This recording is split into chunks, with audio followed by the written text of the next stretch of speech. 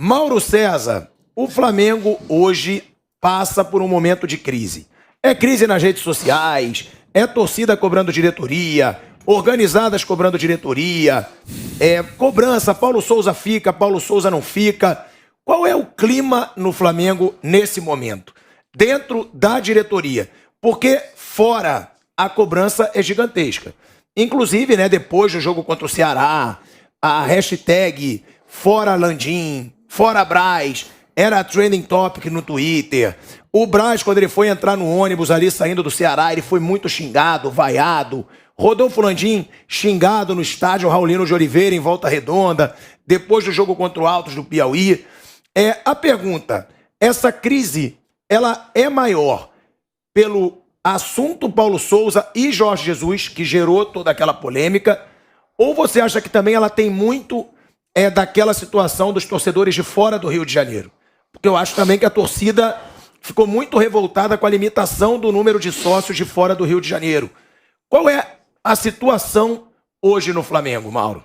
Bem, a crise dentro da diretoria, ela sempre existiu, né? Isso existe desde o primeiro dia da gestão do Landim. O governo do Landim é um governo de coalizão. Ele se uniu a vários grupos políticos, depois na reeleição, acho que mais ainda, né? Então você tem pessoas de diferentes correntes ali que não são exatamente os melhores amigos, né? O caso mais conhecido é BAP e Marcos Braz, todo mundo sabe. Que não são exatamente os melhores amigos, que têm opiniões diferentes sobre futebol. O Marcos Braz é um vice de futebol, o BAP não atua no futebol, mas é um cara que tem lá a sua influência. E por aí vai, né? Entre outros nomes aí, né? O financeiro não fala exatamente a mesma língua do futebol. Enfim, tem várias questões. Há quem defenda a compra de um clube em Portugal, há quem acha essa ideia absurda. Então você tem vários conflitos que são, acho que, inerentes a um clube que tem um governo de coalizão. Isso acontece na política também. Você consegue eleger um presidente da República, um deputado, um governador, um prefeito, ele se une a vários partidos e aí ele distribui as secretarias, os ministérios para vários partidos. E aí, de repente, você tem ali aquelas várias brigas, né? E nas votações, né, na Câmara ou na Assembleia, onde for, você vai ter ali momentos em que os seus aliados estão do seu lado, de repente eles rompem com você, vão para a oposição, porque...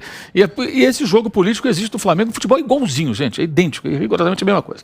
E no Flamengo isso acontece desde sempre. Quando o time de futebol vai bem, você tem o quê? Você acalma os opositores daquele que está tomando decisões do futebol, que no caso era o Marcos Braz com a chancela do presidente, que é o Landim, e você acalma os torcedores histéricos, a Flamengo Mimi, que é realmente muito atuante, né? A Flamengo Mimi, aliás, ela é incapaz de fazer uma meia-culpa da sua incapacidade de entender de futebol, de falar sobre futebol. Exemplo, tanto fritaram o Rogério Ceni e até hoje tem caras que não admitem que foi um tiro no pé, ou um tiro no peito, no próprio peito do Flamengo, ter trocado o Ceni pelo Renato Portaluppi. A gente falou tão bem agora do Ceni, agora do São Paulo, com recursos inferiores, financeiros, jogadores inferiores, e a capacidade que ele tem ali de conseguir organizar o time, né? Então o Flamengo passou por uma fritura de um técnico que repete hoje o mesmo processo. Quando os problemas vão muito além do técnico, né? Os problemas do Flamengo são muito maiores. O técnico está realmente na marca do pênalti, em parte por culpa dele, porque se o time não joga tão bem, o time não consegue resultados, é claro que o técnico tem uma participação, mas acho que não é só o técnico, eu venho falando isso já há algum tempo. Você tem jogadores que não rendem aquilo que poderiam render, você tem um departamento médico que está sempre com jogadores lá superlotando o local, ou seja, você não consegue contar com vários jogadores, você tem jogadores que de repente ficam machucados e que ninguém sabe o que acontece. Você lembra do Diego Alves? Ainda está lá no Flamengo, né? Sabia, Vampeta? Ainda está no Flamengo, o Diego Alves, ainda faz parte do elenco. Diego Alves, no ano passado, o goleiro que não é barato, né? O Diego Alves fez no Brasileirão 38 rodadas. Ele jogou 26 jogos. Ou seja, ficou fora de 12, né? 26 jogos. É pouco para um titular absoluto. Contundiu aqui, aí. 16 jogos no Rio e 10 jogos fora de casa. Ou seja, fora de casa ele praticamente jogou metade do turno. 19 jogos o Flamengo fez fora. Teve o Fla-Flu que foi em São Paulo, então teve 19 viagens, né? E das 19 ele participou de 10 jogos, 9 ele não jogou. Aí se machuca, aí de repente o Santos se machuca. Pode ser a chance do Diego Alves entrar se o Hugo não estiver bem. Tá machucado. Então, terça-feira, amanhã, Flamengo e Católica no Maracanã, o goleiro vai ser o Hugo. E aí alguém vai xingar o Paulo Souza, mas vai colocar o quem? O menino lá, o Matheus, lá da base, que jogou um jogo do Campeonato Carioca ou 2? Não pode colocar o menino, vai de Hugo mesmo, que é o goleiro fraco. E aí reside um dos erros do Paulo Souza. No sábado, ele não tinha outro goleiro para colocar. Santos machucado, Diego Alves de novo machucado, né? 2020, o Hugo jogou mais jogos que o Diego Alves no Brasileiro. Então, é impressionante isso.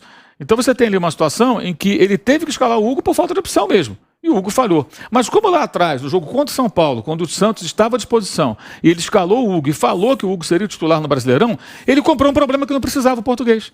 Porque automaticamente o torcedor que já tem uma grande má vontade para com o trabalho dele, ele fala que mesmo que o Santos estivesse bem, ia jogar o Hugo. Ele já falou lá atrás que no Brasileiro é o Hugo, e o Hugo não tem a menor condição, gente. O que ele comete de erros, do sábado, o gol que ele tomou, nem parece um goleiro profissional, todo respeito. Eu acho que esse rapaz precisa, aliás, conversar com o seu preparador de goleiros, com as pessoas que o cercam, e tentar dar uma analisada na própria carreira, porque se ele continuar sendo esse goleiro que falha tanto num time grande, ele vai amanhã, ele vai jogar em time pequeno, ele vai desaparecer.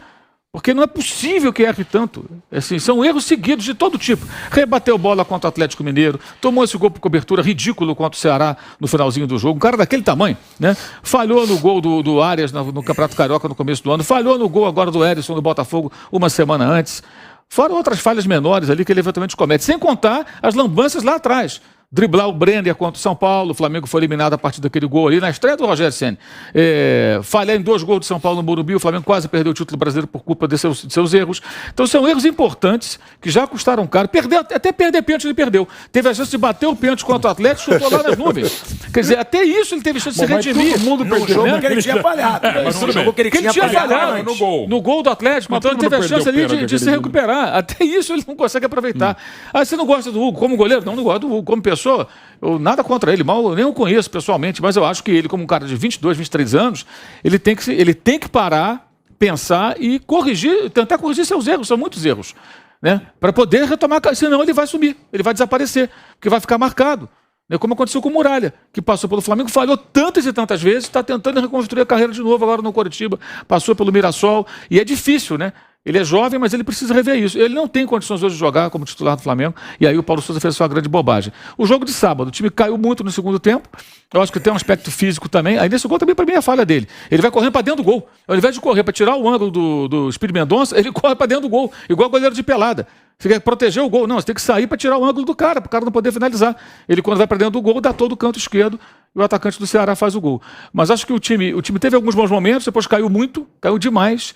Não se justifica essa queda física, né, a esse nível para um time que poupou todo mundo praticamente no meio de semana contra o Altos do Piauí.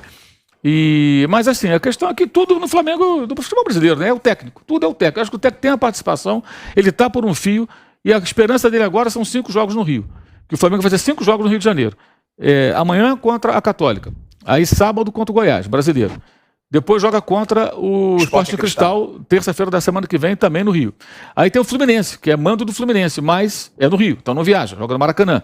E na sequência pega o Fortaleza, também no Rio. Ou seja, coincidiu de ter um jogo no Rio, com mando, um jogo no Rio sem o mando, mas aí não viaja, outro, e os 2 jogos da Libertadores, como o Flamengo já fez os 3 fora de casa, né? Agora vai jogar 2 partidas em casa, contra uma Católica desesperada amanhã, que vai ter que de alguma maneira sair para o jogo, precisa vencer de qualquer maneira, secar o Talheres, senão está eliminada. A Católica tem que ganhar esse jogo, então não vai poder jogar só se defendendo, em algum momento vai ter que atacar, isso pode ser bom para o Flamengo, se souber aproveitar. E depois contra um time muito fraquinho, né? O pior disparado do grupo, time horroroso lá do Sport Cristal, que a Católica não conseguiu derrotar jogando no Peru, e aí ela se complicou. Então acho que é um cenário mais favorável, né? O Goiás ganhou do Santos, mas o Goiás jogando fora de Goiânia. Então são 3 jogos em que o Flamengo tem que vencer, jogar melhor, aí ele vai ganhar um fôlego para pegar o Fluminense. E aí é o jogo que pode ser um jogo da redenção. Se o Flamengo gastar 3 vitórias jogando um pouquinho melhor, né, e mais eficiente, não perdendo tantos gols, o goleiro não errando tanto, é possível chegar no jogo do Fluminense no outro final de semana mais inteiro, mais pacificado, porque o clube precisa de paz. Agora, tem uma questão política também muito grande, né? Tem grupos políticos que reaparecem agora. Tem um grupo chamado Soflá, do qual fazia parte o ex-presidente do clube, Eduardo Bandeira de Mello. Eles estão zangadíssimos comigo, ficam na rede social, dizendo que eu fui leviano, não sei o quê. Só que eles fazem propostas de mudança no clube, estatuto e tudo mais, de coisas que eles não executaram quando eles estavam no poder. Então, se você está no poder, você não executa, aí quando não está no poder, você está defendendo o Landim. Não estou defendendo ninguém, eu estou dizendo que o Landim está errado e esses caras também estão errados. Porque a discussão é a seguinte, não, temos que acabar com o vice-presidente de futebol. Temos que criar um sistema todo profissional. Tirando o Marcos Braz, todos abaixo dele são profissionais. Todos. O Bruno Espíndola é profissional, diretor executivo. Os gerentes de futebol lá, e gerentes de sei lá do quê, um é Juan, o outro é Fabinho. São profissionais. Aí você tem a equipe técnica, a comissão técnica, o pessoal da fisioterapia, o pessoal do departamento. Todo mundo recebe salário. Só o Marcos Braz, que é o vice-presidente, que é estatutário e amador. Então você tira o Marcos Braz, todo mundo é profissional. A questão é a qualidade desses profissionais. Esses caras são bons?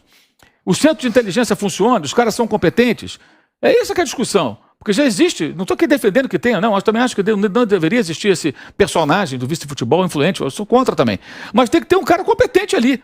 Na época do Bandeira de Melo, o Flávio Godinho era o vice-presidente de futebol. Aí ele se afastou por conta de problemas pessoais que ele teve na justiça e tudo mais, né? Amplamente divulgado à época. Nada a ver com o clube. Ele se afasta. O Bandeira acumulou e ficou mais de ano ocupando a vice-presidência de futebol. Ele era presidente e vice-presidente de futebol. Ele poderia delegar para o Rodrigo Caetano todo o poder, que era o diretor executivo. O Rodrigo está hoje no Atlético. Mas não. O Bandeira, ele estava no CT todo dia, via a foto dele todo dia. Ele ficava na porta de vestiário batendo na mão do jogador que entrava em campo, aquela coisa que eu acho absurdo. O presidente do Flamengo tem que ficar na tribuna, olhar de cima para baixo para o time, não ficar ali de parceiro, batendo na mão de jogador. Isso é coisa para entre eles ali. Pô, não tem sentido. Imagina o Florentino Pérez batendo na mão do Vinícius Júnior, do Benzema na beira do campo lá. Vai entrar o Real Madrid, final da Champions. Está lá o Florentino de terno, na porta do vestiário, tocando na mão de cada jogador do Real Madrid. Não, ele vai ficar lá de cima. Vai olhar lá de cima. É outro patamar. É cada um na sua, né? E o Bandeira tinha essa postura. Eu acho errado. Não é nenhum crime, mas acho errado. Mas era atuante junto do futebol. Então, quando esse grupo estava no poder, era a mesma coisa. Então, na verdade, assim, as pessoas ficam se aproveitando da crise para tentar vender solução que também não apresentaram. Então, o Flamengo, como sempre foi, ele pratica o araquiri contínuo. Está sempre tentando prejudicar ele mesmo. E as pessoas estão preocupadas com vaidade. Sempre tem dirigente que não quer ir contra quem está no poder. Alguns foram contra essa votação bizarra aí que limita o sócio fora do Rio de Janeiro. Mas o que acontece? O cara não quer perder o status de ser um diretor, um vice-presidente, ter uma carteirinha ali, né, que mostra uma área de influência. Fala para os amigos, né? O cara não tem salário. Ele é um vice-presidente, sei lá do quê? Do Parquinho da Gávea. Mas ele é vice-presidente do Flamengo. Então, que tá nos amigos ali, não, o fulano ali é vice-presidente. O fulano, ele tem foto com jogadores, levou o filho lá para conhecer o Arrascaeta, sabe? Então, tem isso, vaidade. Conseguiu 3 ingressos. Arrumou ingresso pro jogo. Os clubes de futebol são assim. Então, a questão não é só tirar o vice-presidente de futebol. Então, tinha que tirar tudo. Tira essas malas todas, tem lá um presidente eleito e esse cara tem que ter a capacidade de colocar profissionais competentes em todas as áreas, no futebol inclusive. Agora, aí vem uma outra discussão. Quem é hoje o diretor executivo de futebol competente no futebol brasileiro? Quem são esses caras? De onde vem esse cara? Se você procurar um cara fera mesmo, você vai ter que ir lá fora buscar.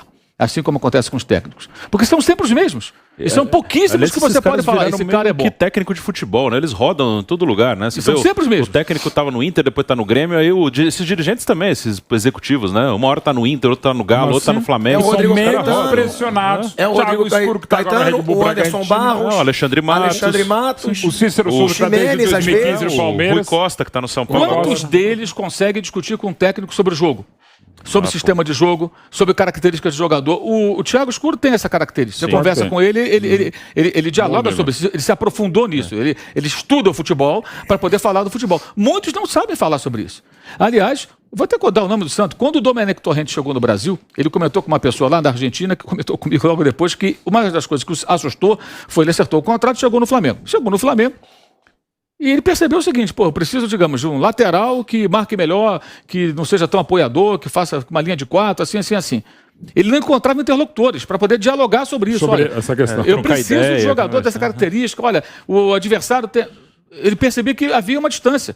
Ou seja, o nível de discussão sobre futebol, campo, dos dirigentes, ele era muito distante daquilo que o técnico queria dialogar, né? O Domenech foi ruim e tal. Peraí, o cara trabalhava com Guardiola, gente. Também não é um analfabeto futebolista. Vamos com calma.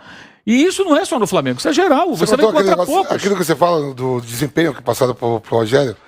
Sim. No jogo, como é?